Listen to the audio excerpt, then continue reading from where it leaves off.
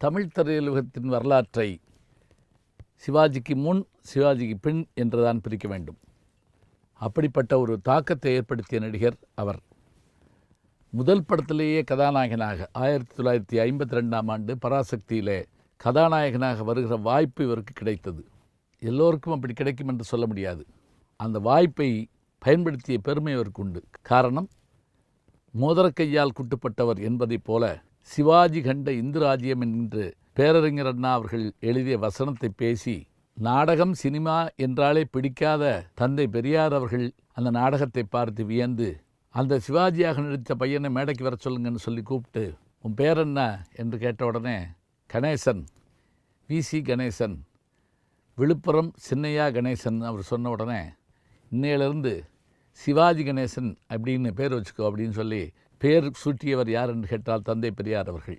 அண்ணாவின் வசனமாகட்டும், கலைஞரின் வசனமாகட்டும், மற்றும் எத்தகைய நீண்ட நெடிய வசனங்களாகட்டும், அவற்றையெல்லாம் உச்சரிக்கிற பாங்கு அவருக்கு தனியாக கைவந்த கலை.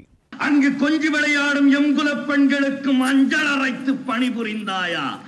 எனக்கு ஒரு மகிழ்ச்சி என்ன என்றால், எல்லோரும் அவரை பற்றி பேசுவார்கள். நான் அவருக்கு முன்பாகவே பேசினேன். கமலா தியேட்டருடைய அதிபர் VN சிதம்பரம் அவர்களுடைய வீட்டு திருமணம் ராங்கியத்தில் நடந்தது. சிவாஜி கணேசன் அவர்கள் வருகிறார்கள். நான் பேச வேண்டும். அப்போது சிவாஜி அவர்கள் சொன்ன வார்த்தை, வாத்தியாரையா 10 நிமிஷம்தான் பேசணும், இந்த பார்த்தீங்களா அப்படின்னு பைக்குள்ளேருந்து ஒரு தங்க கடியாரத்தை, செயின் போட்ட கடியாரத்தை எடுத்து இப்படி கையில் காமிச்சார்.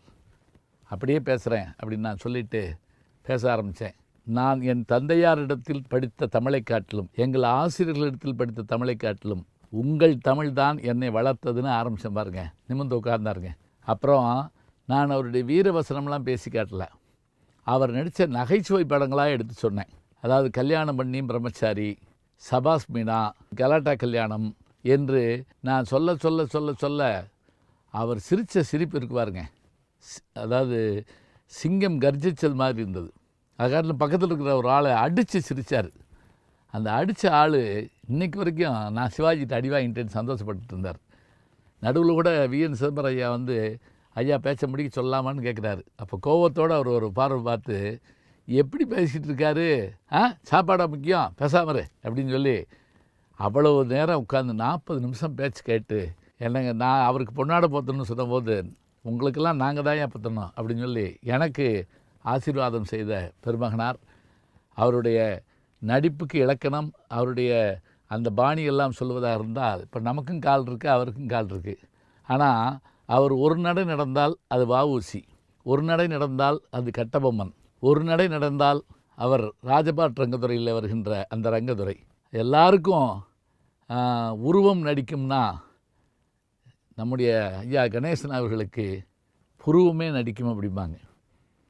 இன்னும் ஒரே ஒரு செய்தி தான்.